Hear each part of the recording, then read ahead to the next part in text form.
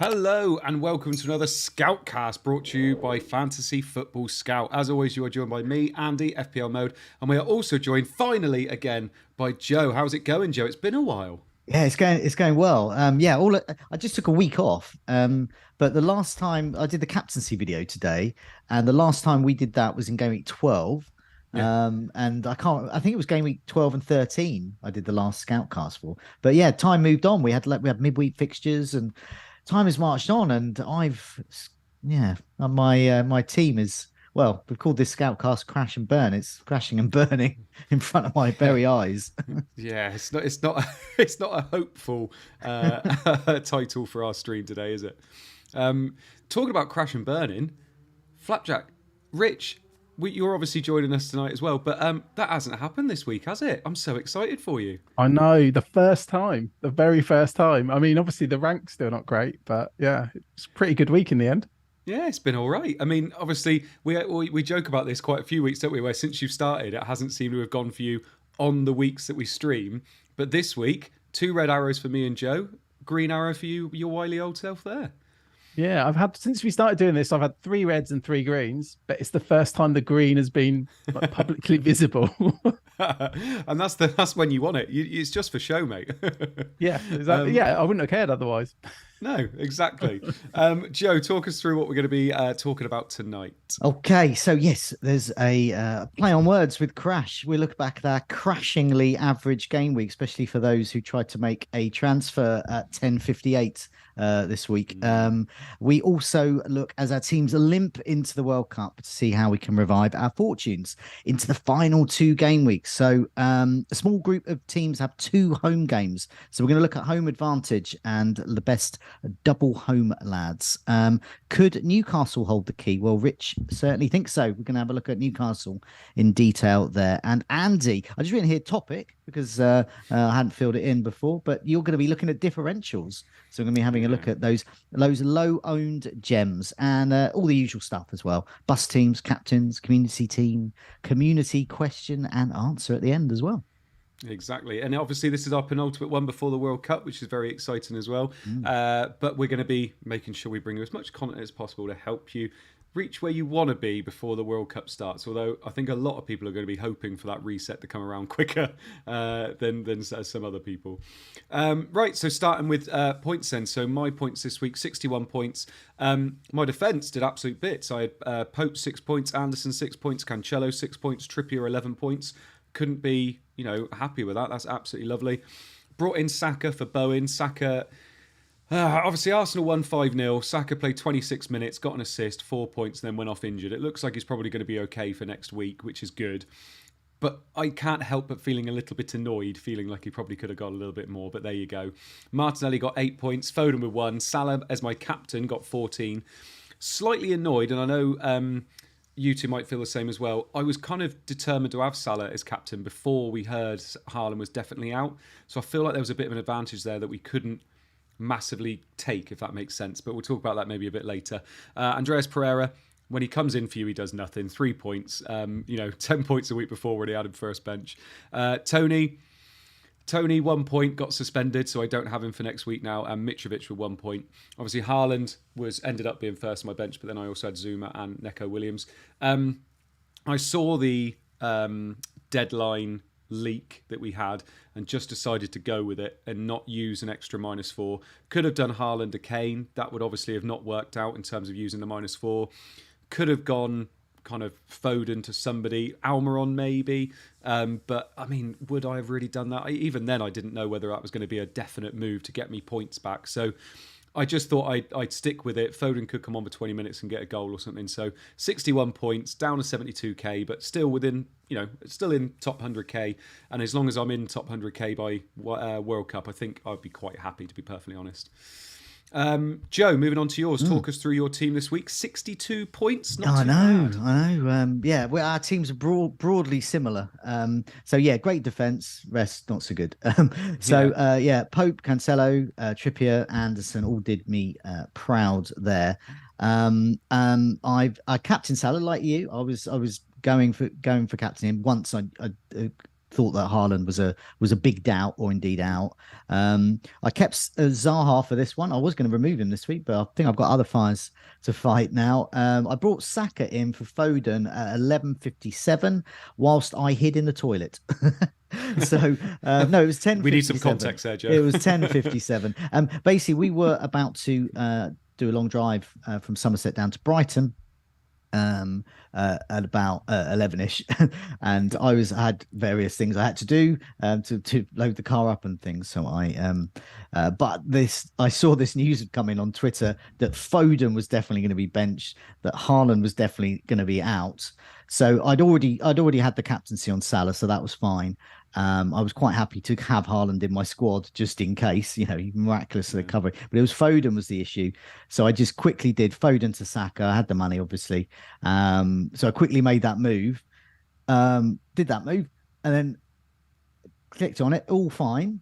And then I saw on Twitter, everyone saying sites crash. And I went on the site just to have a look, and 10:58, all gone. So some people were probably trying to make that move that I did, but couldn't. But in the end, I wish I hadn't. So I've got 3 points extra from Saka. But if he's injured and out this week and Foden plays and scores a hat-trick, I'm massively down on the deal. And I've lost these prized 2 transfers I was going to make. So as you can see with my team, I'll quickly run through it now.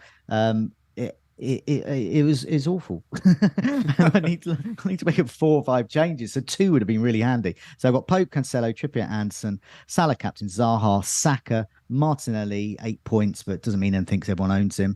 Andreas, 3 points. Once again, everyone owns him and he came off everyone's bench. Mitrovic, 1 point. Tony, 1 point. And a suspension in the 94th minute. I hate him.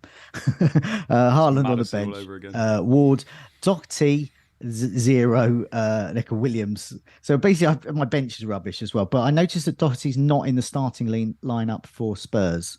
So that could mean, hopefully, he starts at the weekend against Liverpool. But I'll take that. But yeah, that's me. I'm not in a good place. And yeah. Yeah, it's I think obviously a lot of us brought in Tony knowing that he could be suspended, but it just happens to be that he's suspended for the nice fixture before we were thinking about probably getting rid of him anyway. On to some brighter things here. Rich, 70 points, green arrow. Look at that triple Newcastle defence. Yeah, I had two triple ups. So my original plan was to force myself to captain Haaland over Salah and to roll a transfer, and I failed on both of those. Obviously, captain in Salah, that was something as soon as it became quite clear that Haaland wasn't going to play or that he was injured, he might have not trained. I was pretty set on Salah captain. That was pretty easy. But yeah, run through my team. So yeah, Pope, Botman, Trippier and Cancelo all got clean sheets. Obviously, it wasn't much of an impact because, you both had multiple clean sheets as well because of assets like Palace. So that wasn't a huge gain. Then I had Zaha, Salah captain. I bought Saka in for Foden, exactly like Joe did. The only difference there was I decided to do the community team first. Then I moved on to my own team to do the transfer, and I didn't know if it had saved. But I'd managed to bring Saka in and also change the vice captain. I had no idea if it had saved. Martinelli, Andreas, Mitrovic, and Jesus. So I think Jesus, who we were talking about last week, he was the difference and the reason I got 70 points. So it's a green arrow, not a huge green arrow. Jesus is a weird one because he seems to be on Twitter. Not many people seem to own him, but he's 50% EO as well. Yeah. So maybe that's because a lot of dead teams have him as well. But so he's a weird one. He seems like a differential, but he's not at all. So yeah, two triple ups and double Fulham. Double Fulham, less exciting. Yeah. No, it's an interesting one. Obviously, the thing I was going to ask you about was that triple Newcastle defence. You look at it on paper, 6 points, 6 points, 11 points, and it's lovely. But in reality, are you a little bit annoyed you've got that triple Newcastle defence because Almiron and Wilson are doing absolute bits, aren't they? It's weird because they've been so good to me. Like they haven't, well, they weren't always. I think they've been unlucky a couple of times, but they've been pretty consistent points throughout. So I'm glad I did it, but yeah, it is blocking me from 2 very, very popular moves. The one that frustrated me more was the triple Arsenal attack. Yeah. Because obviously they won 5-0. When I saw that Jesus, Saka and Martinelli were starting, I was so excited. And when Martinelli scored and Saka got the assist, I thought this was going to be the turning point. Yeah. It's still very good. They all returned. I got 4 attacking returns from them. Yeah. It could have been so much more. It could have been so much more. Also, I can't reverse the Saka to Foden move unless Foden drops tonight, and which I think he will. But then Saka needs to hold off until Saturday morning. Yeah. So that's a frustration. That a bit like Joe. I feel like I've gained 3 points, but I feel like really I've lost points because I haven't got 2 free transfers this week. It's a really tough one. Also, there's so many other fires to fight now that I was thinking. I've got the money to do Saka back to Foden, but I've got all sorts of other issues now, and even a player that's not playing. I'm so against Tony at the moment. I hate looking at him, it's very frustrating week all round. I think you both got unlucky with the Tony booking because I gambled on Jesus. I knew he was on 4 yellow cards, and I thought I'd have 2 free transfers, so I was willing to gamble. Obviously, none of us have 2 free transfers, and I've dodged that suspension, but that could still come. Obviously, Mitrovic is now on 4 yellows as well. So it's in all the strikers. Kane's on 4. It's a funny one with Tony because basically, there was 2 times where it could have been the worst time for him to get suspended because I got him in before the blank. And obviously the blank was the one. If he got suspended for the blank, I would have been gutted because he still had 4 yellow cards then. So he's lasted quite a long time. But it's just the fact he's done it now before Forest. And I was looking at getting rid of Mitrovic this week. But then obviously Haaland's now out. Tony's now out. Saka might be out. It's just all piled on all at once. So it's just how it's happened. But I guess you could call it unlucky. But if you keep Tony as well, you're welcome. You get the Man City game in 16, so you're not even rewarded for being patient and benching him. I think you need to get rid. And it's different with Mitrovic. So Mitrovic has City next, but he's a huge amount of goal attempts last few weeks, and then he's got Manchester United the last game. So that he's obviously done well against so-called Big Six teams so far this season. So I think Mitrovic is a hold, but Tony's a goner. I think with Tony as well, it's such an easy move to Callum Wilson. It's unless you're on triple defence or something like that, or you've got double defence and Almer on. It just I even tweeted about it today, saying it seems so obvious that I actually don't like it. It just seems like such an obvious move that it's like, well, this is boring, isn't it? So I saw you made that comment, and I think it was Pep Talk or someone was answering your comment of that, who says that's what marks you out as an FPL manager. I know. Because only a seasoned FPL manager would just second guess that move and go, oh, it's too obvious. That good move. Yeah, and half the time it's that first move you think of that's usually the right one, isn't it? Yeah. Right, Joe, we're going to move on to your section now, my friend. Okay. So we were going to be talking about, I can't remember, the double home boys. That's what you call it. Yeah. I didn't know whether you were getting in touch with your roots again with that. That description. Yeah, it's all kicking off. Well, actually, it did kick off a bit down in Somerset Way last night with the Halloween. The trick or treaters were getting older and a bit more feisty. But anyway, how old are they? Some of them I thought were just adults. But anyway, yes. You should have a couple of pictures to put up. One of excellent, so up on the screen now. Is of the fixtures here. So this shows that Man City, Spurs, West Ham, and I'm going to say to a lesser extent Nottingham Forest and Wolves are the teams that have 2 home fixtures. And I was looking at home advantage really, and I think that could be key for our final transfers because we want to get players in this week. For the next 2 weeks, we want them to bang both weeks, and I think that home advantage just gives you that slight edge. But as I said, it's it's a limited amount of teams to draw for, so a small group of teams there. So you look at the fixtures here. I mean, and that does not preclude getting other teams that are playing away and at home, for example. So Everton got Leicester and Bournemouth. That's the best pairing according to the season ticker here. Then you obviously got Man City. Got Fulham and Brentford's 2 home fixtures, great. But then you've got the likes of Bournemouth against Leeds away and then Everton at home. So, it's quite good as well. But I do like these home fixtures. So I'm going to just target them in these And to spread out the sort of advice that we're giving, Rich is gonna home in on Newcastle, and then you are gonna look, Andy, at those differentials from a whole bunch of teams, really, those real low owned gems there. So I don't know if you've got a actually no, just before you put that other slide up, I don't know if you've already done it, but don't yet. Good. So I was just looking at whether home advantage is a thing, and we just assume it is. So I had a look. The stats so far suggest that is the case. The matches played so far, 51% are home wins, 26% are draws, 23% away wins. So you're much likely to get goals there from the home side. Lots of goals this season, 2.8 per match on average. Of these, there are 1.77 home goals and just 1.03 away goals. So if you are getting an attacker in and they're playing lots of home games, you're just giving yourself that slight edge that that they're going to score more and they're gonna win the game, and so hopefully you're going to get bonus and all those things as well.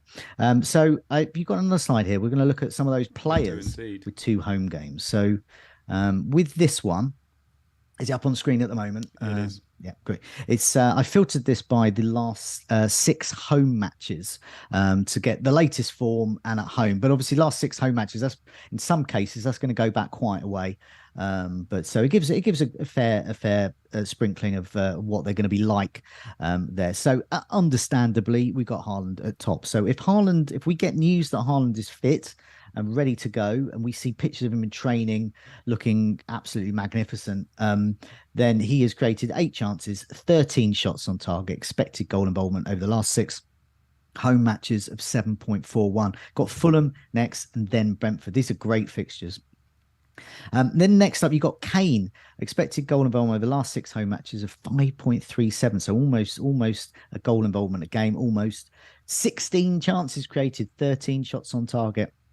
Liverpool, who we were talking on the captaincy video, we've got to alter how we think about Liverpool. Their defense is now rubbish.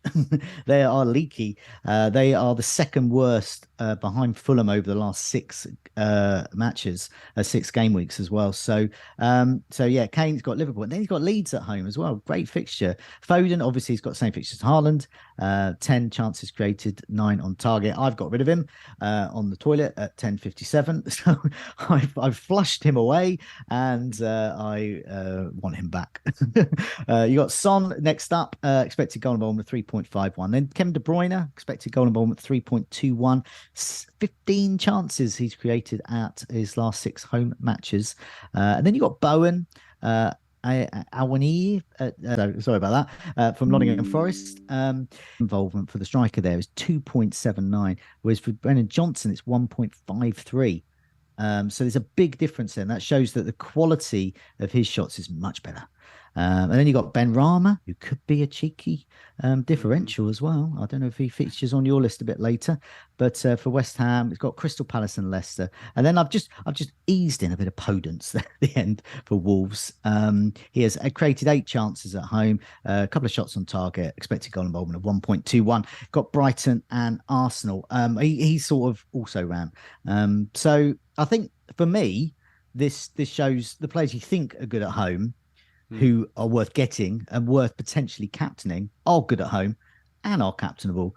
And there are some differentials as well. If you need an enabler, there's a lot of sort of 5.5. So if you've already got Almiron and you need a sort of a 5.5 player to afford another player, you've got 2 free transfers. These are the sorts of players that could get you something. But I don't know what you two think, really. So for me, it sort of cements what I already knew. But you look at this list here, and I mean, are you targeting, these double home lads? Yeah, it's an interesting one. I think City, there's some, and I'm looking straight away at the top of that list with Haaland and thinking, obviously Haaland was just going to be brilliant for these 2 fixtures. But Rick, is it as easy? Looking at the next name on that list, it's Kane. 2 home fixtures. If Haaland's declared out, are we doing Haaland or Kane? Is it that simple? The problem you've got is he's on 4 yellow cards. Yeah. So I guess you could do it. Love your yellow cards. you get the bad fixture, and then you miss that Leeds at home game.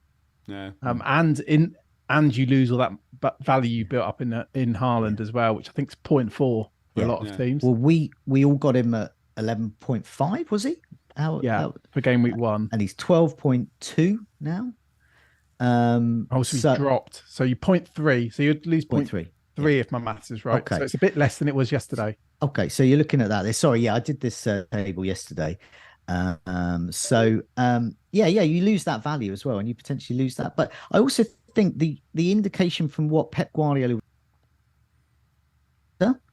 but he was being non-committal about when he's going to play. He's not playing midweek.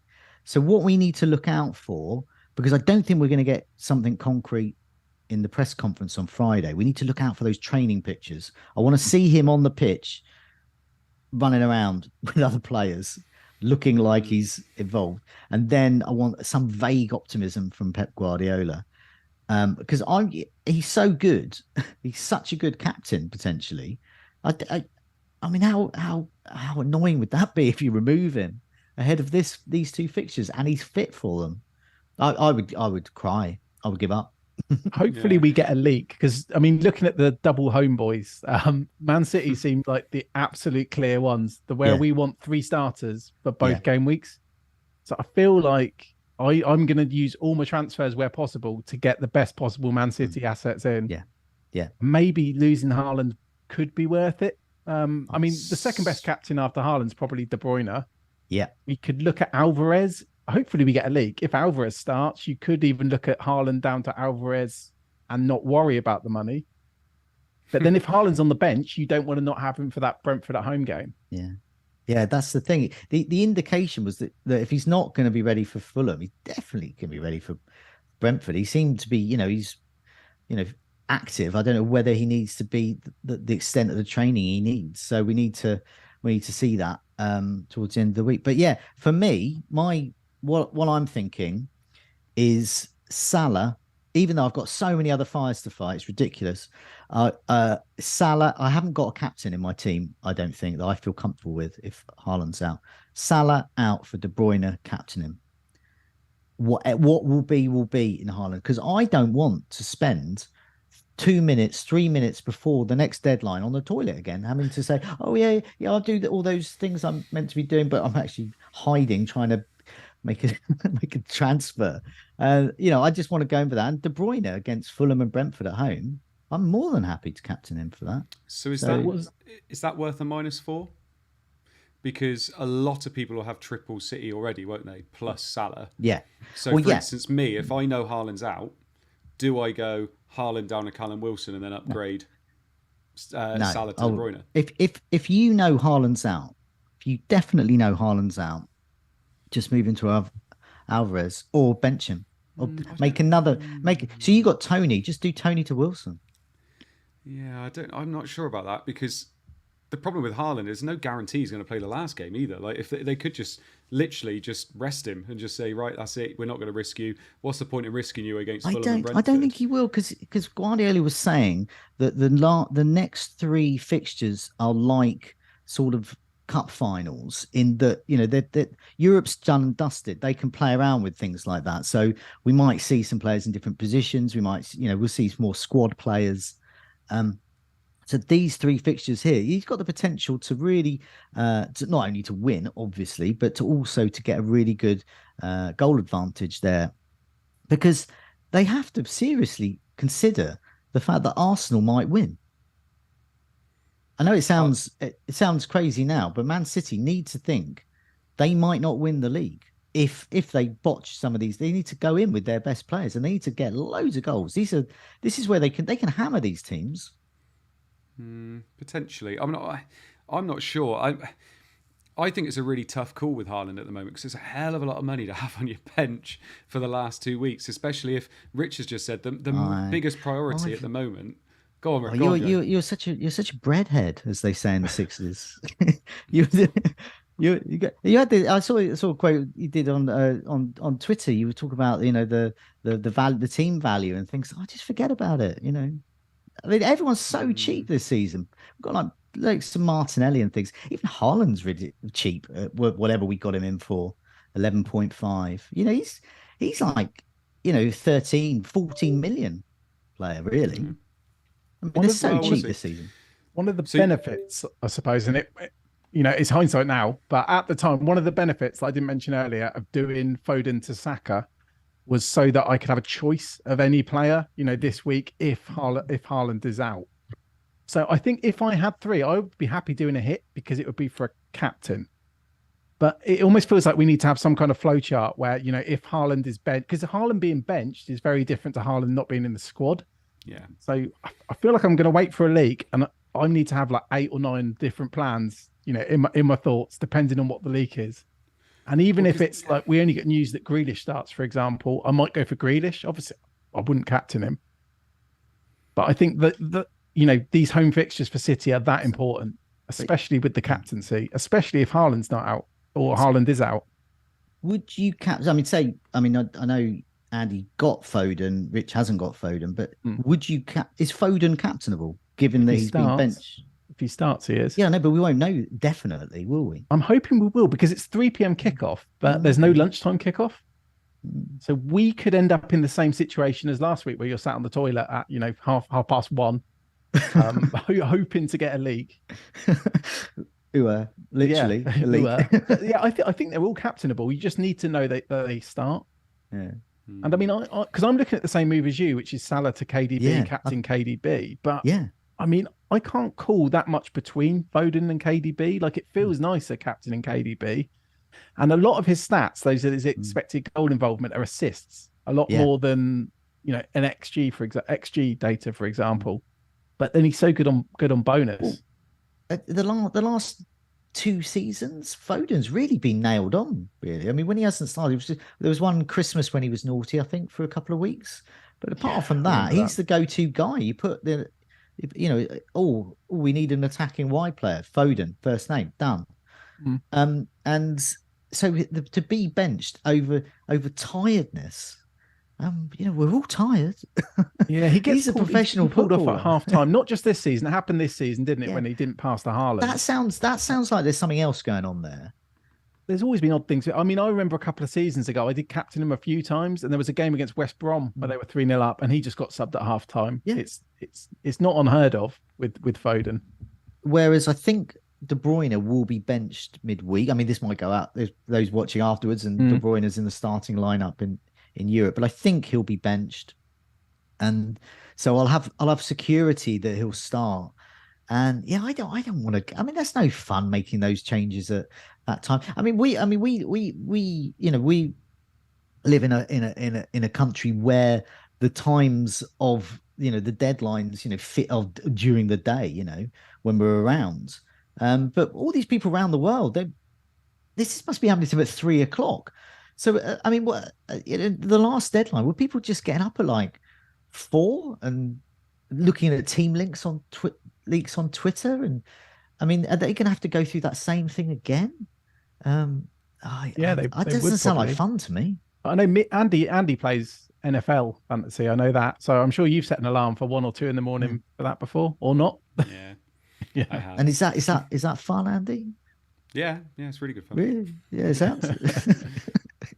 I mean, it's going to be interesting going into this game week and seeing if we do get a leak or anything, I guess. But sometimes the leaks don't help us. Sometimes they make us do moves that we didn't want to do. Like both of you both said, you're now in a place that is potentially worse off than you would have been if you didn't even see the leak. So it's some news has just come in. Son is injured and he's gone off straight down the tunnel.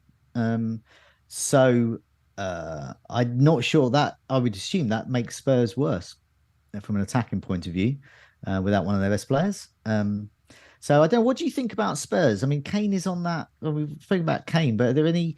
I mean, Spurs defenders or anyone like that? As an enabler with these 2 home games. Selling Perisic was the happiest day of my life. Selling him, really not. Yeah. Okay. They're too frustrating.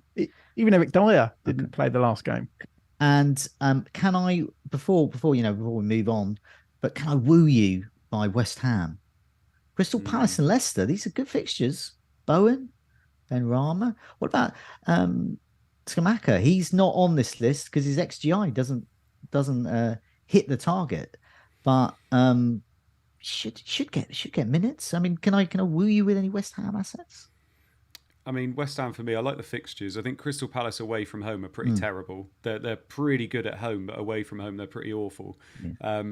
Bowen is great, but obviously the pens were a big thing for him. Skamaka, I really like the look of, but he's not getting enough minutes really. He kind of gets subbed off at around 60, 65, which really puts me off him. And Ben Rama's just so flash in the pan, isn't he? Like, he looks great, and in the games he looks really good. But in terms of returns, I mean, if I was, it would be between Bowen and Ben Rama, I think, because I can't see myself going for Skamaka when Wilson's there. And because he's not getting the minutes, you know, if you're looking at X minutes, that's probably the most important thing when looking at the next 2 weeks, is the fact they're getting those minutes. So Bowen and Ben Rama probably. Ben Rama is worth the 5.6 million is quite good value for someone that could do quite well in the last 2 weeks. What about some of those riskier picks like Fornals and Lanzini? Now, I've not owned them, but I've always coveted them. These are exactly the kind of fixtures. A nice, easy home game, especially the Crystal Palace one. And, you know, they can rack up double-digit scores, and they're owned by like 0.1 or 0.2 or something of FPL managers.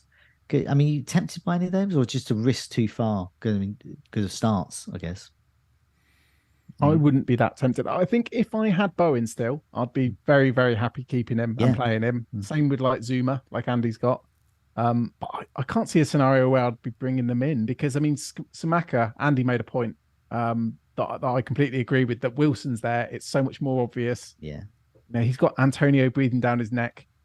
Yeah. I don't think there'd be players I'd be looking to bring in. It's mainly because of the City players. You know, it's quite obsessive. You know, I feel quite obsessed with them at the moment just because of those fixtures. Yeah. I'm desperate to get those right. Yeah. I mean, I'll go back to the conclusion I got really from this list. It's basically City, great fixtures. This is the as Late Riser would say, this is the upside chasing move. Just target City assets. So you and me, Rich, we only have 2, so we can go shopping. Andy, you've got 3. You've got. I do. So you're happy? Just go in for this. Well, one of them's Haaland, so. Well, have to see. But yeah, I personally wouldn't remove him. I know some other people have thought about it, but I just think, because there's going to be no price changes after game week 16 deadline. So that's the last price changes. So, you know, how far is he going to go down if he's not playing? And then that's it. And then whatever he is, you're going to have to spend more to get him back again, because game week 17, I cannot see anyone, if he is fit, why you wouldn't have Haaland in your team. And I think you possibly have to think a bit advanced there. I think maybe. Who do you envision yourselves having for Triple City after in game week 17? Because I'm assuming most people will be going for their 2 premiums, being Haaland and De Bruyne, wouldn't they? Yeah, I think so. I think now we can have 3 premiums. I mean, I hadn't thought of it really on my game week 8 wild cards, but other people had, because there are the likes of Almiron, and there are all these really, really great value players that you can have in. And I think Newcastle are going to go spending in January as well, so they're going to have even more cheaper players, because they might be getting, I don't know, they might get the likes of, say, Trossard, for example, from Brighton, or they might get these sort of cheaper players from other teams who's suddenly going to be in a sort of a better, more money bagsy team. For me, I think De Bruyne, Cancelo, De Bruyne, Haaland would be great if I can, and then maybe add a Kane to that. Yeah. I think I wouldn't have Cancelo. I'd definitely have Haaland. Probably Foden. I mean, it's hard to say, because obviously what happens in the next 2 weeks, what happens at the World Cup might change that. I might be tempted to go for the 3 attackers. I was looking at Cancelo's stats earlier in the week, and they're worse than, like, Botman and Cher at Newcastle have better attacking data than Cancelo. And maybe we'll find maybe it'll become clearer who the cheaper option is in defence. But you sound like you're segueing into your Newcastle section there, Rich. Oh, I wasn't doing it on purpose. No. I wish you would, though. Oh yeah, I was doing it on purpose. It's officially happened now. The screen's up. That would have been seamless and beautiful. Oh, the screen is up. Okay, yes, I was going to talk about. Good segue by me. So I was going to look at. I mean, it's not that. It's quite obvious now, especially after what happened, you know, in the last game week. But Newcastle, despite their fixtures not being amazing, and I'm talking about amazing over the next two, they've been incredible both in attack and defense. I mean, I actually don't really know where to start with them. Should we start? If we start with the attackers, we could then talk about the defenders briefly. I mean, obviously, I'm probably a bit more biased towards the defenders because I've been tripled up on them since wildcard. The two, I mean, to be honest, the top three in this table that Joe's put together, they're, a lot of people are going to have noticed them over the last few weeks. So we've got Callum Wilson, 7.5 million. Over the last 6 game weeks, he's got an XGI, so expected goal involvement of 5.15. It surprised me how clear of Almiron he was. So Almiron's on 2.96. Obviously, he scored a lot of goal of the month or goal of the season contenders. So maybe that makes sense why. And I mean, then Trippier's only just behind Almiron for 2.9 XGI. So I find that actually quite incredible. It shows that, Trippier is just an incredible asset. Obviously, his ownership shows the same. I must be totally honest here. I was looking at plans to sell him a couple of weeks ago, but looking at the stats, it's just not going to be something I'm going to be doing. It almost feels like what Trent felt like.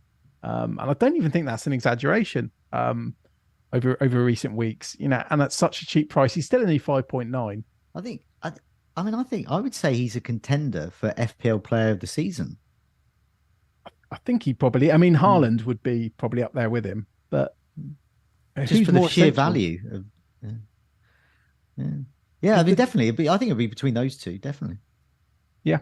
So I mean, Trippier seems like a no-brainer. So I have veered into defenders there. But what do you both think? I mean, Wilson or Almiron? Have you got a preference? Obviously, the stats seem to suggest Wilson. They do. I mean, Wilson, his expected goal involvement is much higher because obviously got penalties as well. So that is included in that. So you've got to factor that in. But nevertheless, just 7 shots on target, showing that he's really, he is the striker. But it's his minutes per baseline bonus. He's really got to score a lot to get bonus. So the baseline bonus for basically doing stuff other than scoring, in his case, is pretty poor. So if he scores a goal, then chances are your likes of Trippier, who's got minutes per baseline bonus 4.1, are gonna mop up on the bonus, and some of those defenders. As Botman's pretty good for baseline bonus as well. But Wilson, yeah. I mean, if I don't go for De Bruyne, I think the move would be Tony Wilson. But I'll definitely do that move in honor of the Hacienda, if anything. So you'll go Wilson over Almiron. Do you think the same, Andy? Oh yeah, I think if it was a straight up shot between the two of them, I think Wilson, because he's on pens, and Almiron, he's coming across a bit like Maddison was at the beginning of the season, where it's a lot of pot shots that are low XG, but he's he's obviously in great form and in great confidence, and he's scoring them. I'm just thinking, if we've got this opportunity, that we've got this team that is now able to score 3 or 4 goals in a game, and we've got the opportunity to have these cheap attacking assets from them, double defence almost seems a bit of a waste. Like, double defence seems lovely. I mean, obviously, I know you've got triple, but like double defence almost seems a waste. Like, I'm looking at Pope every week and thinking, there's no real upside to him at the moment compared to these other players for Newcastle. And like, Trippier's got massive upside. You're never going to bench him, are you? And then you've got Almiron and Wilson. Like, Almiron is your perfect enabler in midfield. It's getting you good returns as well. And Wilson's that player up top that can get you a brace in any fixture. So I'm kind of thinking that I'm expecting after the World Cup that this is going to be the 3 that most people are on. I think most people will ditch Pope, and it will be those 3, because you can also put another goalkeeper in for Pope and expect him to get points. Pope was always brilliant when Newcastle weren't, scoring loads, and he was brilliant for Burnley when Burnley weren't scoring loads, because he was the one getting bonus in a 1-0 win, wasn't he? So we're not seeing that with Newcastle anymore, and I don't think Pope's that asset that he was before. He's still going to be great for clean sheets, but I think you could probably look for those elsewhere and really tap into this opportunity we've got with Wilson, Almiron and Trippier, because they're just 3 cheap, fantastic assets. And I don't see... I mean, Joe mentioned it there about, Trippier being up there with FPL kind of player of the season.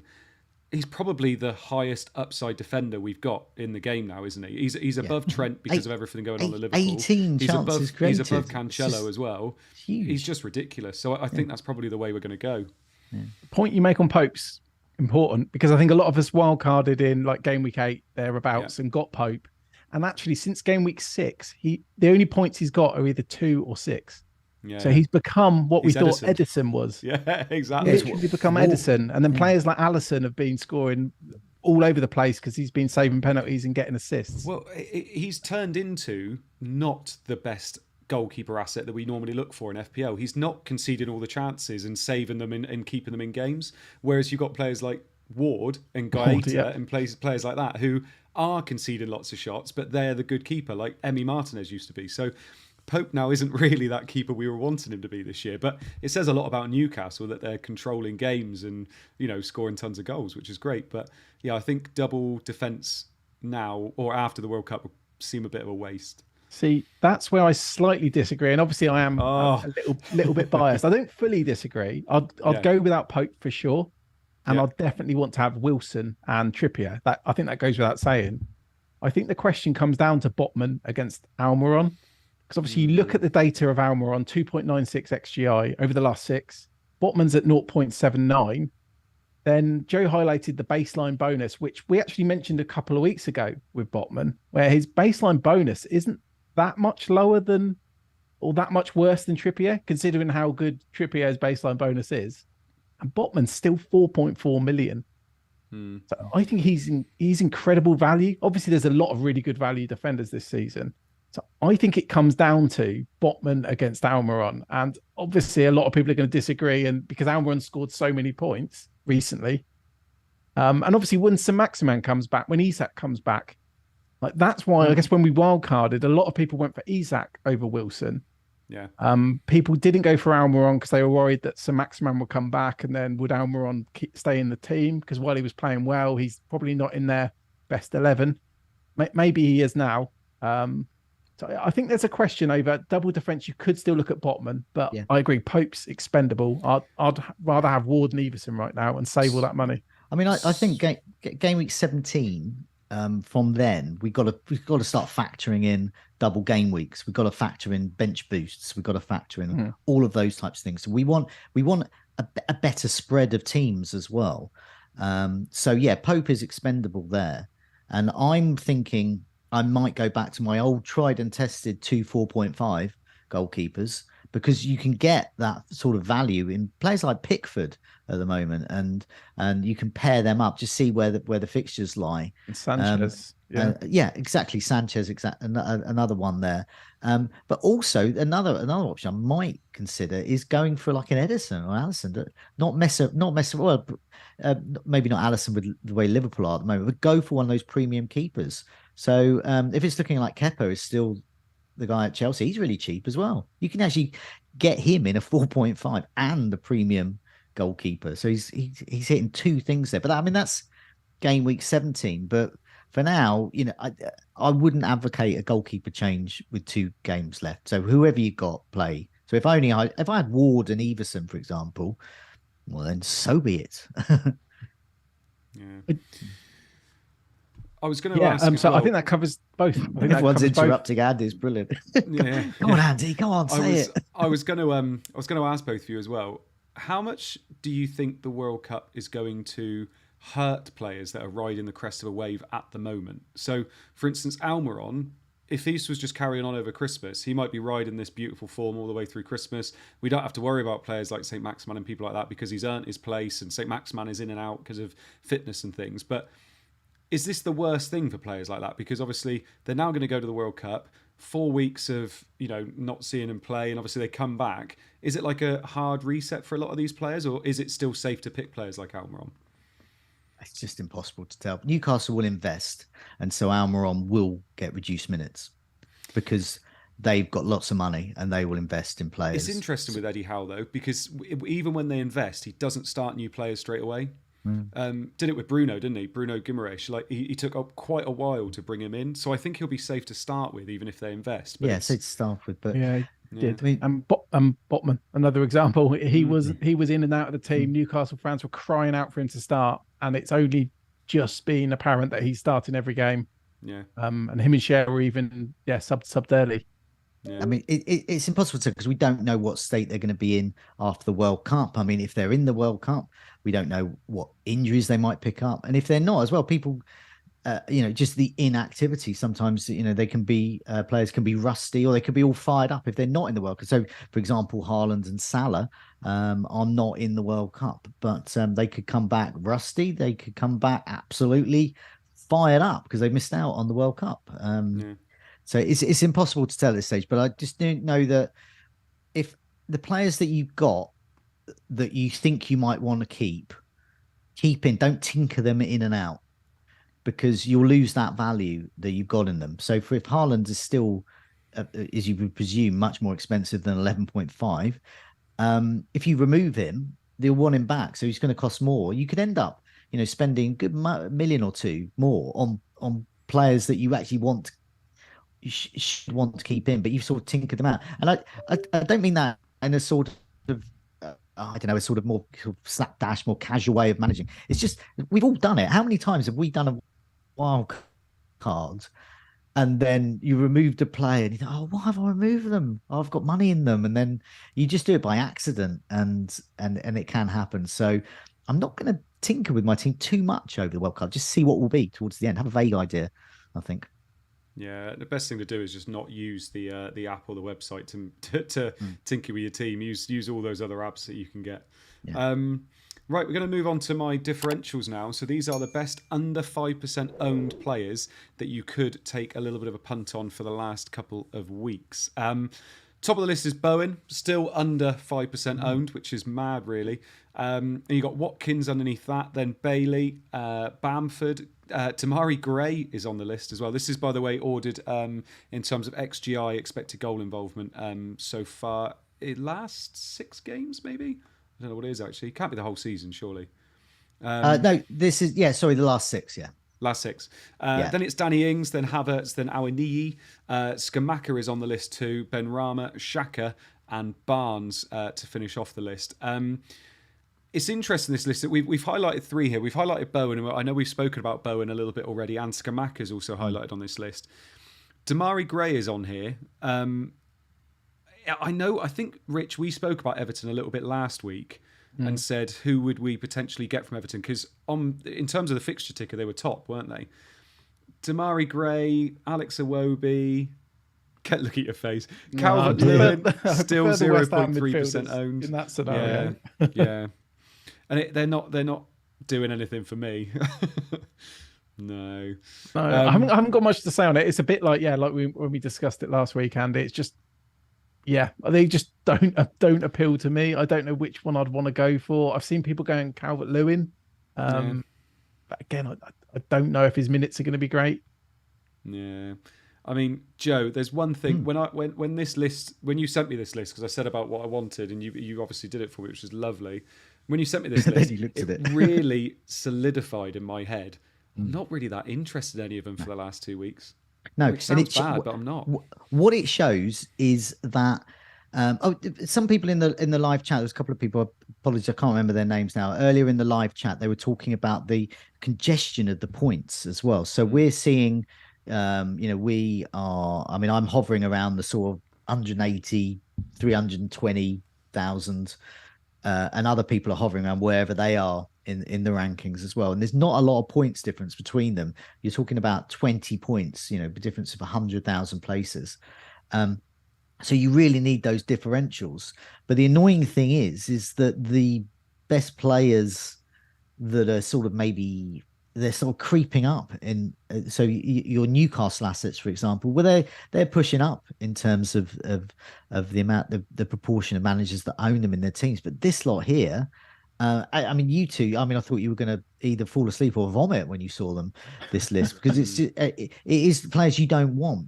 But having said that, I will say that when we have done these lists before on the Scoutcast, and I've sometimes tagged them as unfashionable players, and these are the players, not only are they low owned, but people just actually, one of the famous ones we did one of these, and we had Luke Shaw on it. And this was when Luke Shaw was even more unfashionable And he was and people were laughing at me in the street practically. And I had this I did a goals imminent table with Aston Villa players on, and I was saying, these are really low owned.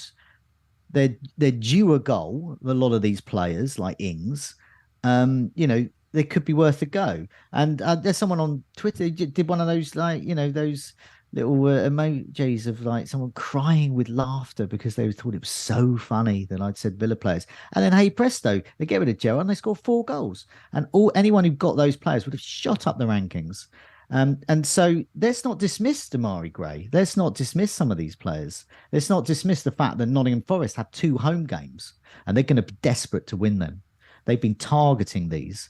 And so, yeah, I mean, he's got Villa players on it, loads of Villa players on it. Well, let's see. They could be. I mean, these aren't expensive players either. If you need an enabler, I think these are quite good, and people will laugh at them. They'll go, oh, Barnes and Xhaka at Arsenal. Oh, but Xhaka's been scoring goals this season. He's been a great asset. So 5.1. If you need an enabler, could be the one. You've already got Almiron, for example. Yeah. Could be a good bet. I still can't believe Bailey's 4.6 million. Wow. Another one I was pleased to get rid of. I mean, I would say I guess part of it is because there's only a couple of games left to the World Cup, because Bamford would have been one I was interested in over a long frame, but then he didn't start the last game and he came on and he looked really rusty. So I feel like, if we were looking over the next 6, 7, something like that, Bamford could definitely come into the reckoning, but over 2, and, we've been so nice about Wilson tonight, I just can't see myself going for Bamford. It was like, I mean, if Andy was trying to be too clever, you could go, not go for Wilson and go for Bamford, but I think it would be reckless. I think it would. Yeah. I mean, Bowen is head and shoulders above the rest here. Yeah. Yeah. Bowen, the last Scoutcast I did with Karen, I persuaded him to get Bowen in, and I think he did well for him that week, but then he was off penalties. No, he didn't do well for me. He took the penalty and missed it, which was annoying. But nevertheless, he was on penalties then. But yeah, his expected goal involvement is still okay. I mean, a lot of that is based on his last 6 game weeks, so it's based on that he had penalties as well. But nevertheless, 9 chances created, 5 on target. He's not a bad option. I don't think Crystal Palace and Leicester. I think Bowen is a really good option. I don't think I've owned him. I don't think I've owned him this season. I've got him in Sky, but not FPL. But I would have been reluctant to remove him, to be honest, even though he was off penalties, just because I think it's 2 home games, and he's top of this. Lovely, right. Rich, talk us through the community team, because I feel like you and Joe are not liking the community team as much as you were at the beginning of the season. Well, I prioritise the transfers of the community team over my own. You need a medal, and it almost rewarded me. That's services to the community. Yeah, I was mainly worried because I know Seb spent so much time doing all the polls and everything, and the team was doing really well. He sent me instructions on how he does it. So the last thing I wanted to do was let Seb down, and the community, of course. But the team, I mean, it's absolutely flying. Let me have a look. So we've got 80 points. Oof. It's up to 162,000 in the world. Oof. Most of that was to do with Wilson. I mean, the transfers were a little bit. I mean, Robertson and Trossard were sold. So 2 players who returned were sold, and Robertson looked really, really good, as did Trossard, actually, by all accounts. But then bought in Ben White. Who else did we bring in? Oh, and bought in Saka, who we broke. But yeah, up to 162,000 in the world. Also, this team has got 1.1 million in the bank for transfers as well. So 1 free transfer, is it? Only 1 free transfer, but there's a lot of flexibility. I mean, for example, if Saka was out with that 1.1 million, you could spend up to 9.1 on a replacement. The team looks strong. The team looks really strong. Yeah, it does. It really does. You got Dunk there as well. I mean, Dunk, they're Brighton, Wolves. I'm trying to remember now. It's Wolves this weekend, I think. There's not a weak player in the 15. No. You could easily get your De Bruyne in here as well, because you've obviously only got the 2 City. Yeah, so Salah could go. Yeah, so Salah to De Bruyne could be one potential move. Yeah. Could get Almer on in. Oh, no, you can't get Almer on in. No, and I think one of the suggestions we had for getting Almer on was to sell Wilson. Ooh. Or Pope. Actually, I think it was Pope. Pope was the more popular way of doing it. But yeah, there's a lot of ways this can go, because I mean, if we sold, for example, Mitrovic, we'd have 7.9 to spend. If we sold Saka, like I said, we'd have 9.1 to spend. So I mean, what do you both think? What? I mean, I think if Saka is, I think this team is so strong. Well, you can go back to that table that Andy's just put up, and you've got 2 game weeks. Just have a bit of fun. So if Saka's definitely out, you've got all that money to spend. So you could go, if you think Foden's going to start, you go there, just nice and sensible. Or you could just take a punt on one of these other players.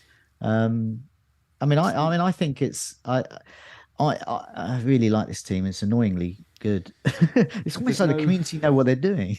No real captains though, because Haaland's out, and obviously Salah doesn't have that fixture this week. So that's the only thing I'd say. Salah to De Bruyne would be the move I would do with this team, because you could do this, and that's probably the move I'll make. And my team is surrounded by forest fires of players, whereas this is a great team.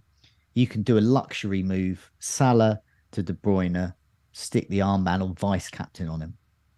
Nice. There is one unique suggestion I've seen. So this team looks so strong, especially when it gets to next week.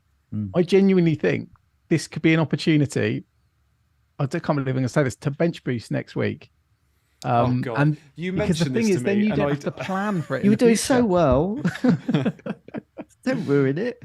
So go on, explain it, Rich. Go on. Well, it would be so strong next week. Well, obviously it's got double Fulham, so that's why I wouldn't want to do it this week. But there'd be both. Actually, you'd have Pereira and Mitrovic at home to Man United, which Fulham at home are good. It's got Ward and Pope in the team. I mean, the subs this week would be Ward, White, Gahey, and Pereira if Saka's fit. I think it's a bit of a left field suggestion and probably not a good idea. But I think if it was my team, I'd be slightly tempted, because then after the World Cup, you don't have to plan for the bench boost with all the chips. Obviously, this team's got all its chips in play. I think there's going to be so many doubles though, and there could be that week where like all the teams double. There is one of those weeks, and actually. you could it will be partly luck, whoever you've got in the side, but you could luck out in that you just so happen to have a perfect team for that type of bench boost. I just think a bench boost could be more valuable than with those players. I mean, it's a strong team, this, but I think you can still bench some players. I mean, you can even bench Zaha, to be honest. I mean, it's that strong. No, it is a very strong team, and it was just a suggestion. But so you'll do Salah to KDB. What about you, Andy? Yeah. I think you need a captain, really. Yeah. I think Salah to KDB makes a lot of sense, because you've only got 2 City as well. It means you can keep Haaland, the rest of the team strong anyway. So I think you can probably do it. Would you then reverse it the next week? Captaincy's the big thing.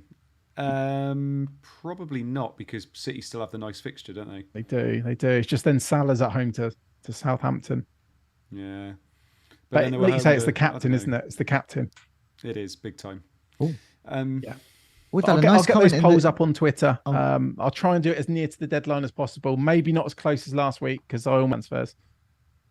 We just had a really nice comment in the live chat from Mr. White saying that the tempo of the way that we speak is just perfect. He feels that there are some that he watches where it's very fast. And team, I've got Pope in goal, Anderson, Trippier, Cancelo, and Zuma. Then I've got Saka, Martinelli, Foden, and Salah in midfield, with Mitrovic and Haaland up top. Haaland captain at the moment, based on if we think he's playing, he would be my captain. Then Everson, Andreas Pereira, Tony, and Neco Williams on the bench there. I think he's going to be my captain. Because I feel like with 2 weeks off, 2 weeks not playing in the Prem, coming back in, playing against Fulham, I think I'll just go for it, because I can't get to KDB without a hit, and I'd be losing Haaland to do it, and I don't want to do that, and I don't think that's a good move for me to do. So I think Tony to Wilson makes an awful lot of sense.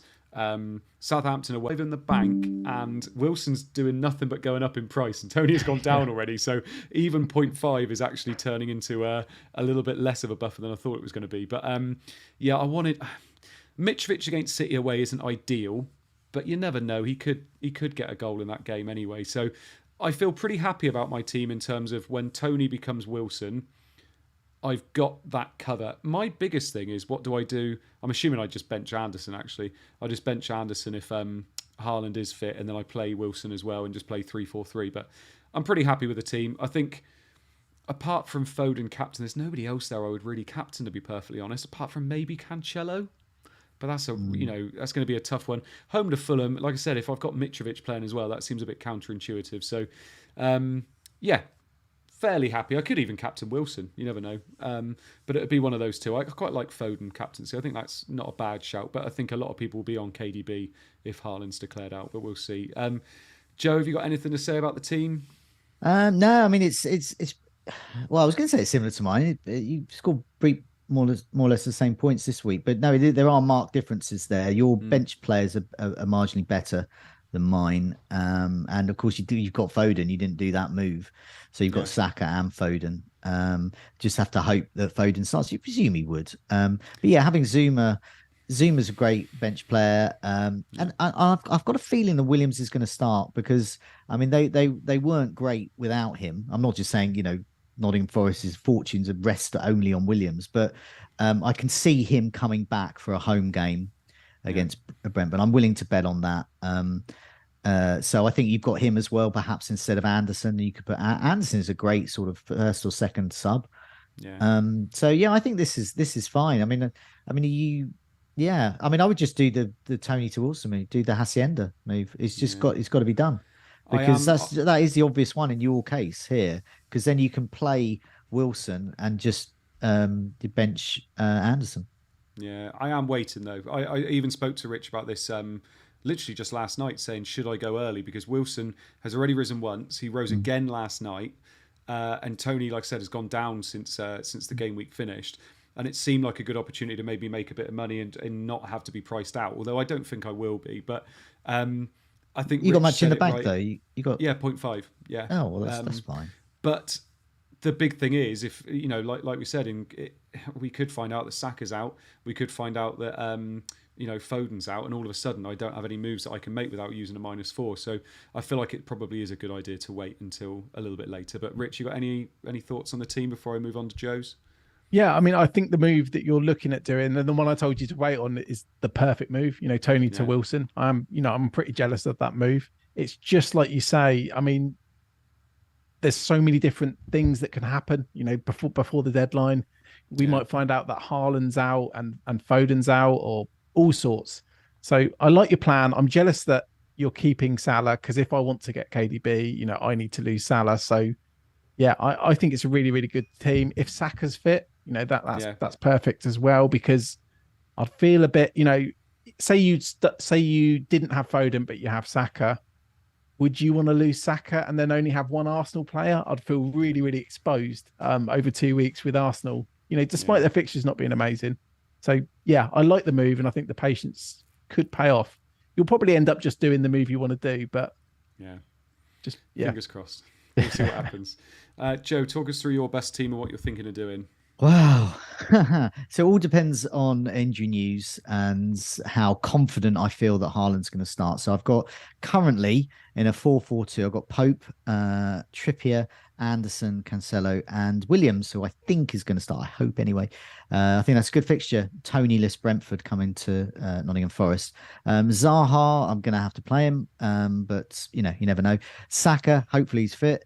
Salah, not happy with at the moment. Martinelli, good to go. Haaland, tentatively my captain, and then Mitrovic, he can score against anyone, so I'm okay with that. On my bench, I've got Ward, who's actually got quite a good fixture away to Everton. Doherty could come in, actually. I might play him because he was benched today. So I'm very down on Liverpool at the moment, so I may even just play him if I'm going to get rid of Salah. Andreas is another good sub against City, but a sub there. I'm not expecting much, but you never know. And Tony's like he's just there doing nothing, and then he's got City next. So my moves are probably Salah to KDB, then put the armband on him, and hope that Haaland gets minutes And I don't think I'll be too. I don't think he's going to be his effective ownership's. It's going to be over 100%, but I don't think it's going to be like 180. If Saka's not playing, I guess Doherty's going to come in. Or if I play Doherty, Anderson will come in. So I mean, it's not great, but I don't. I'm a bit reluctant to take a hit. I could just do Tony to Wilson for a hit, and I think that'll probably pay itself off over 2 games, but it's not great. So yeah, I'm crashing, burning, limping towards the World Cup. So yeah, see how this team does. Yeah, what do you think, Rich? Yeah, no, I think it looks good. And like you say, it's just trying to get to the World Cup now. I don't think it's time to be restructuring our teams. Yeah. We've all got the same kind of issues in our teams, but the cheap defenders, they'll probably do this week. I mean, I don't think there's going to be many clean sheets, but just squeezing those cheap defenders in and getting to game week 16, I think that's going to be a much more exciting game week than this one. Yeah. On paper. Yeah. I mean, it's one of those ones. It's like a couple of weeks ago, Andy, you got a goal out of Zuma. Yeah. You know, he doesn't score much, but you got a goal out of him, and that turned around your game week. That really helps your game week there. So I go into this, and Anderson gets a goal, or Doherty gets a goal. You know, these things can happen, and that would completely transform the game week. But it would require a hell of a lot of luck for something like that, because you're relying on a goal from a defender that doesn't usually score. But you never know. It's just a real hit and hope, I think, for this week. And no, Rich, with no hit, by the way. Yeah, Rich, talk us through your team. Yeah, so at the moment I've got triple Newcastle defence again and triple Arsenal attack. So Pope in goal, Trippier, Webster, Cancelo, and Botman. Midfields Martinelli, Saka, Zaha, Salah, Weiss, Jesus, and Haaland up front. And I've got the bus team captaincy on Haaland. First sub, I got Mitrovic, then Pereira and Patterson. So I think if I've got a few things here. So I can't afford Saka to Foden. However, Foden's meant to drop tonight. So then I'll be able to afford Saka to Foden. I'll be able to afford it until Saka drops himself, maybe a few days later. So maybe that can hang on. Maybe I'll get very lucky and I'll be able to reverse that move if we find out Foden's playing. Otherwise, I might regrettably look at Salah to De Bruyne and captain him. I really don't want to lose Salah. But it's just like we've been talking about all show. It's having that captaincy. And I'll be willing to captain Foden as well, to be honest. So a lot of stuff depends on the Haaland news. I'm more than happy playing triple Arsenal attack, you know, for the next 2 game weeks if Jesus doesn't get suspended and if Saka's fine. I'm more than happy playing Mitrovic as well if Saka's not. So yeah, my whole plan this week is just to bring in like the inverted commas best Man City player I can, captain one, and hope to get another green arrow, even if it's tiny. The thing I like about this team, this is like flair team. It's like it's so good that you could just Mitrovic, you can bench him.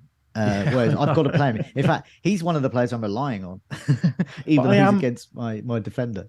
I am playing Botman and Webster. So, I mean, that is a dilemma itself. Part of me doesn't want to bench Botman, especially how much I've talked about him today. Yeah. I feel like I don't want to bench Webster either. Yeah, but they're playing Wolves. Botman and Webster sounds like some kind of Anglo-Dutch detective series from the 80s. So to play that. No, I like this team a lot. Also, you've got Patterson still. He was on my wild card. But I remember. I've held him since then, Joe. He's back. He's back and playable. He's a really good player. So you might get a clean sheet out of him. He might play. You might even get like he should start. Michael Scott in the live chat just pointed out Patterson should start this week. I've heard that as well. I hope so. Lampard did make some comments about Coleman, didn't he? About how good he was before the game. I mean, the whole plan when I got Patterson on wildcard in game week 8 was to play him in game week 16. Yeah. So maybe I'll get to. Who knows? But he's a really good sub. And if Saka's out, you know, you've got Mitrovic coming in, or Andreas could get an assist, or Patterson might play and get a clean sheet. I mean, these are all good bench players here. Yeah, it's really. I mean, I think you can afford to just do the Salah KDB. Just do it. Just get KDB has got 2 home games in which he will play against really good opposition for him, and he's captainable this week. I agree. I think it's the one I will do. My only fear is I won't have Foden and I won't have Salah, which are two players that could explode. So Yeah. that's the only reason I want to think about it and wait till the last minute. That Liverpool game as well. I don't know how that's going to go. The Liverpool Spurs game. No, because they're both they're weird teams at the moment, and I can see that with the injuries that both teams have got, it's not inconceivable to think that Salah's going to get a brace in that game out of nowhere. You wouldn't captain him, but it's not inconceivable to think he does that, is it? No, that's the thing. And part of me just wants to like Joe said, just get to the World Cup. And me selling Salah, that's added an extra stress, isn't it? Because and I've been on this like four times now, and I keep saying that maybe Salah will get a hat trick, and he's not. But imagine I sell him and he does. It's not inconceivable. If you two both sell him. Yeah, that's the thing. And then if Foden and Salah Hall, we're in trouble, Joe. So that's the only. But then again, I've got quite a glasses half full attitude or glasses half empty attitude at the moment because of my rank. So true. Right. It's good. I just noticed in the live chat, George Wade's pointed out that Botman and Webster is going to be on 9 p.m. on ITV2, hit new Anglo-Dutch detective series. Botman and Webster is the new Van der Valk, says FPL Spartans. Quite right. Looking forward to that. There you go. Right, so we're going to move on to the question section now. Andy Robertson's back. Chuck us any questions you've got. Joe and Rich will try and answer them as quickly as possible, which, if you've been here before, you will know does not mean as quickly as possible. So chuck us in your questions, as many as you can. We've got around 400 people in the chat at the moment, so chuck in any question you've got. Try and make them not so team dependent, but obviously, just chuck us what you got, really. Is that the first one? Salah scored last week. Yes. No. Yes, he did. Yes.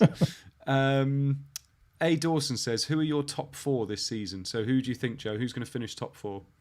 What, top 4 teams? Or top 4 players? Top 4 teams. Top 4 teams. City, Arsenal, Chelsea, Spurs or Manchester United. I can't decide yet. Possibly Manchester United. Rich? City, Arsenal, Newcastle, Man United. Love it. You're always going to offend people answering this, aren't you? There's going to be Chelsea fans outraged. I like it. John Greek says, Tony replacement if you can't get Wilson. Rich? If you can't get Wilson, probably Solanke. Or Jesus. But then Jesus has got 4 yellows. Yeah. So let's go. I'll say Solanke. Cool. Yeah. Joe? I would say Jesus. If you can't get him because of money, then obviously you can't get Jesus. But then I would just do a punt on Skamaka. 2 home games. Or he could be blocked with the triple. Yeah, defense. If he's blocked for the triple, that's probably why. Then he might have the money, in which Jesus would be the top one. Yeah. David George says, is Trossard still a good option for the last 2 weeks, Joe? Yeah, because he can score against bad teams and good teams. Yeah. He's a great option. Rich? Yeah, he's up there with, I'll put him ahead of Bowen or level with Bowen. So he's that kind of level. Lee Johnson, Yeovil legend, says, is Ten Hag the real deal? Rich? You hate Man United in FPL, don't you? I don't hate Man United. It's too early to tell, to be honest. Yeah. Small sample. Yeah. Joe. It's almost irrelevant whether he's the real deal or not. He hasn't got the real players. He hasn't got the players for what he wants. No. He's got a 30 whatever he is. Ronaldo. He doesn't quite fit his system, but he's still scoring. He's got Harry Maguire. He hasn't got the squad. NIC says, do I go with Almiron over Wilson, Joe? No, I think it depends. If you've got Tony, then look at weak links. If you've got weak links in your midfield, then yes. If you've got weak links in attack, then yes. It's more likely you might have an attack because of all Tony, if you own him, and also just a lot of those yellow cards. It just depends. I think they're both good options, but I would marginally favour Wilson because I think it's more likely that he's going to need an attacking change rather than a midfield because most midfielders will do. Yeah, Rich? What was the question again? Do you go Almiron over Wilson? Oh, the Almiron over Wilson. No. No, it's like we talked about earlier. You got 90 mins on pens, better stats. Yeah, I'd go Wilson. Yeah. Michael Scott says, should the deadline move to kickoff time of the first game in the week, Rich? Yes, because then everyone's got the same information if they can or want to access it. Yeah. Yes, Joe? I agree, because that's the way it is in Sky, and I like that. And I know Sky isn't global, so it can do that. But as we spoke about earlier, what happened? Where were people around the world at 10:57 somewhere? Well, they were probably trying to sleep somewhere. They probably had to wake up in the middle of the night to do that. So exactly that same. So the reason of not having this early kickoff, a reason of not having access to the team sheets and then being able to make your move is null and void, really, because people will still get up anyway. It's always going to be somewhere difficult around the world at some point around deadline. You might as well make it, as Rich said, fair and equitable, so everyone can get that access to that information. The practical downside is that it will take the longer for the game to update, so you're not going to possibly not better see your teams for the time the matches start. I'm willing to forego that for everyone around the world to have exactly the same information available, because people are getting up at stupid times anyway. Yeah. And what do you think, Rich? You said yes, didn't you? To move it basically to the deadline, so we move the deadline so we can at least see the team sheets. Yeah. For the first game. Yeah. Tim Mook says, "Who's winning the World Cup, Rich?" I saw this question and I was trying to think. I want to say England. I'm not feeling as confident as I was during the Euros. No, but there's not really a standout team. I saw Pep saying Argentina. Yeah. Pogba's out for France, isn't he? Or he's been out a while. Yeah. I'm going to say England. Yeah. Joe? Yeah, I think because it's outside Europe, I would favour a team like Brazil. Maybe. Yeah, I think it will favour a team like Brazil. Yeah. And last one, Inevitable Sadness says, do I go with Trossard or Rashford, Joe? Oh, do you know what? They're very similar in FPL terms, not as players. That's a really tough one. That would be so much easier if it was something like Trossard or Almiron or Rashford and Foden. Okay. I'm just going to say Trossard because I'm a Brighton fan, but I honestly do think both of them are really good. Almost differentials, almost differentials between, compared to other people in your league, perhaps, because they're quite well owned, actually, aren't they? Yeah. Rich? It's an ironic name with the inevitable sadness. Picking between those two players. I'll go Trossard myself. Yeah. You're going to go Trossard? I'll go for Trossard, yeah. Nice. Right, lovely stuff. Let's go back to our main screen and say thank you so much for everybody that's joined us in the chat tonight. We had about 400 people at peak levels, which was lovely. That's about right. And thank you again for joining us. Joe, hope you've enjoyed your evening. Yeah, it was really good. It was excellent. It was better than the quality of my team. Ah, good. And Rich, hope you enjoyed yourself as well. I have. My first Scoutcast with the green arrow. Hopefully I can replicate it at least one more time before the World Cup. Fingers crossed. Although there is only one more before the World Cup. There is. So to everybody that's in the chat, we hope